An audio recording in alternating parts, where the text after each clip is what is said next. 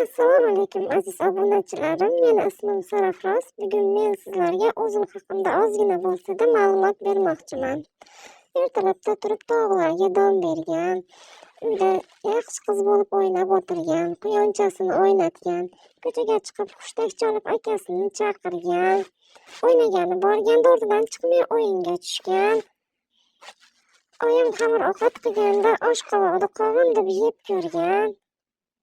Xolam qizini qo'lini tishlab olgan, yuzlariga tarsaki tushirgan, gohida gimnastika bilan shug'ullangan, hattoki jo'jani kalaskaga solib yetalagan. Yana o'ynagani borganda o'rnidan chiqmay o'yinga tushgan, taqirga tushib olib cho'milgan,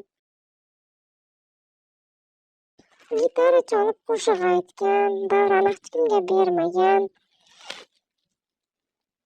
belanchakda o'tirib olib uxlab qolgan, dadasini do'ppisini kiyib jahon bozorlarini kezib kelgan, hayotga yangi ko'ylak kiyib rosa tansivat qilib o'yinga tushgan, esli qiz bo'lib namoz o'qigan, qo'shni yigitni o'ynagani chaqirgan, hattoki katakka kirib olib jo'jalarda dapini bergan, qishga o'tin g'amlagan, hattoki tog'amni mushugini ham tinch qo'ymagan men bo'laman.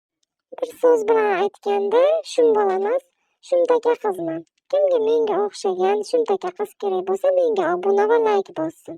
Iloyim yangi yilga menga o'xshagan shumtaka qiz uyga mehmon bo'lib kelsin.